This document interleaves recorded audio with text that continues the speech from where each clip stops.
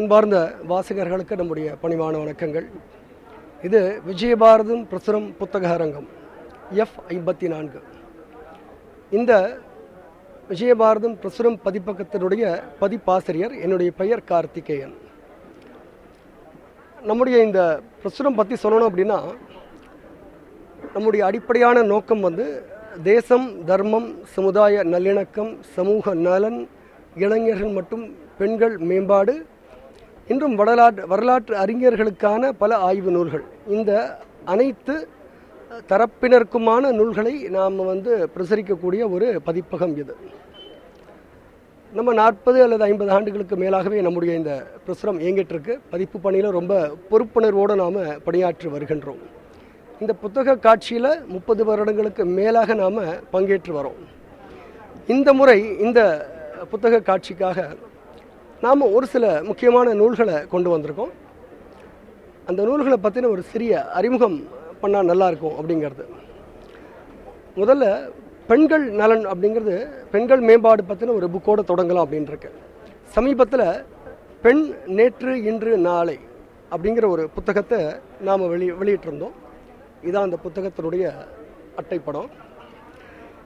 நாம் இதில் என்ன சொல்கிறோம் அப்படின்னா, பாரதிய கண்ணோட்டத்தில் பெண்ணியம், குடும்ப அமைப்பு, பெண்கள் மேம்பாடு, இது இன்னைக்கு கொஞ்சம் பிறழ்ந்து, அதாவது மேற்கத்திய தாக்கம் ஜாஸ்தியாக இருக்கும்போது அதில் சில பிறழ்கள்லாம் இருக்குது. ஆனால் எந்த மாதிரியான ஒரு முன்னேற்ற கருத்தாக்கங்கள் பெண்கள் மத்தியில் நம்முடைய பாரதிய முறையில் இருக்கணும், அது எல்லாருக்குமான ஒரு சமமான வாய்ப்புகளை அது அளிக்க மாதிரி இருக்கும்.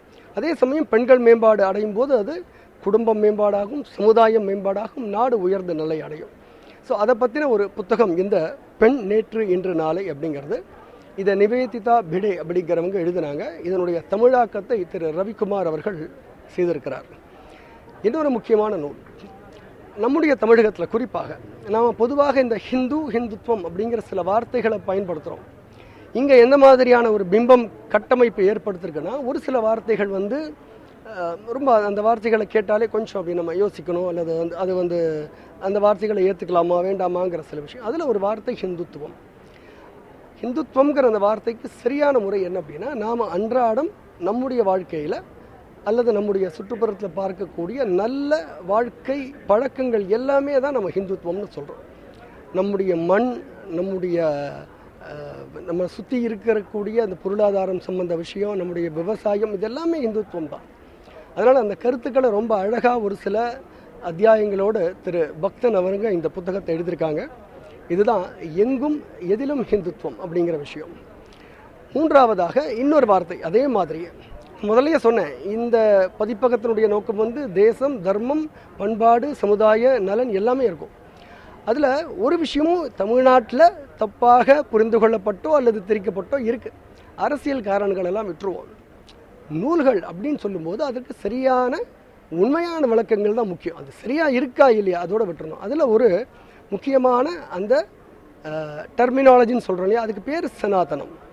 நாம் அதை தப்பான ஒரு பிம்பத்தை கட்டமைச்சு அதுனா என்னவோ தீண்டத்தகாத ஏதோ ஒரு வார்த்தைங்கிற மாதிரி போயிட்டுருக்கு. அப்படி இல்லை. சனாதனம்ங்கிறது வழியாக இந்த தமிழ் பண்பாடு, பாரத பண்பாட்டில் ஆதி காலத்துலேருந்து தொடர்ந்து வரக்கூடிய விஷயம். என்னென்ன திருமண சடங்கு அல்லது நம்ம வீட்டில் செய்யக்கூடிய பொதுவான நல்ல காரியங்கள். இப்போ பொங்கல் கொண்டாடுறோம். பொங்கலில் நாம் விவசாயம் நல்லா இருக்கணும், இந்த பூமியில் நல்ல நெல் விளைச்சல்லாம் இருக்கணும். அப்படின்னா அதுக்கு எது உதவியாக இருக்கணும்னா இயற்கையினுடைய சூரியன், அந்த காற்று, மழை எல்லாம் தேவை. இதை எல்லாத்தையும் நாம் ஒரு உயர்ந்த ஒரு இடத்துல வச்சு வணங்குறதுக்கு பேர் தான் சனாதனம். அவ்வளோதான். அது ஏதோ குறிப்பிட்ட பிரிவுங்கிற மாதிரி இல்லை. இது நம்முடைய இலக்கியங்கள்லையும் இருக்குது அப்படின்னு சொல்கிறதுக்காக நாம் இப்போ புதுசாக சொல்லலை.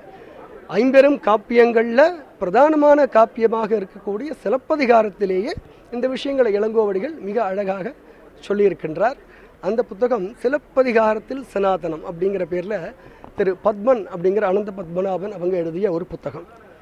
அடுத்த மிக முக்கியமான ஒரு புத்தகம் பெண்ணுரிமை சட்டங்கள். தமிழ்நாடு மட்டுமில்லை, இந்தியாவுக்கே கிட்டத்தட்ட நம்முடைய விடுதலை போராட்ட காலத்திலேயே அதுக்கு முன்னாடி சமயத்துலேயுமே ஒரு சில விஷயங்கள் பெண்களுக்கு தடையாகவே இருந்த பல விஷயம் இருக்குது. உதாரணமாக குழந்தை திருமண சட்டம். அதே மாதிரி மறுமணம், பெண்கள் மறுமண சட்டம், அந்த மாதிரி தேவதாசி ஒழிப்பு சட்டம், இந்த மாதிரி முக்கியமான சில சட்டங்கள் இருக்குது. ஆனால் இந்த சட்டங்கள் எல்லாம் பேசப்பட்டதே தவிர உண்மையாக அதை சட்ட ரீதியாக அது சட்டத்துக்கான வரைமுறைகளை கொண்டு வந்து அது நிறைவேற்றி அது நிதர்சனமாக செயல்படுத்தக்கூடிய வகையில் கொண்டு வர்றதுக்கு ஒரு சில முறை இருக்குது. அந்த முறை வழியாக தான் அந்த சட்டங்களாக ஆக்க முடியும், வாயில் பேசுகிறதுனால ஆக்க முடியாது. அந்த மாதிரி விஷயங்களில் முக்கியமாக பங்களித்த பலர், உதாரணமாக நம்முடைய தமிழ்நாட்டில் பாரதியார் அதுக்கு பல விஷயம் சொல்லியிருக்கார். ஆனால் சட்ட முறையில் பார்த்திங்கன்னா நிறைய பேர் இருக்காங்க. உதாரணமாக அது ராஜா ராம்மோகன் ராய், முத்துலக்ஷ்மி ரெட்டி, பண்டிட் வித்யாசாகர் இப்படிங்கிறவங்கெல்லாம் அவங்களுடைய பங்களிப்பை ரொம்ப நல்லா கொடுத்துருக்காங்க. அதனால் பெண்ணுரிமை சட்டங்களில் நாம் சொல்லக்கூடிய ஹிந்துத்வர்களுடைய பங்கு மிக பெருசாக இருக்குது அப்படின்னு திரு மா வெங்கடேசன் அவர்கள் இந்த நூலை ஒரு ஆய்வு நூலாக நமக்கு கொடுத்துருக்கார். இது நம்முடைய ஒரு புதிய நூல்களில் இதுவும் ஒன்றாக இருக்கு. இதுக்கப்புறம் கடந்த 2 வருடங்களாக நம்முடைய அண்டை நாடான பங்களாதேஷ், இன்றைக்கி நமக்கு தெரியும், பிரேக்கிங் நியூஸாக பல விஷயம் நம்ம பார்க்குறோம், ஹெட்லைன்ஸில் என்ன நிலைமையில் இருக்காங்க அப்படின்னு. நம்ம நாட்டில் ஒரு வார்த்தைகள் இருக்குது, பெரும்பான்மை, சிறுபான்மை. சிறுபான்மைனா நம்ம விஷயத்தில் வேறு மாதிரியான ஒரு டிக்ஷனரி, அகராதி அது.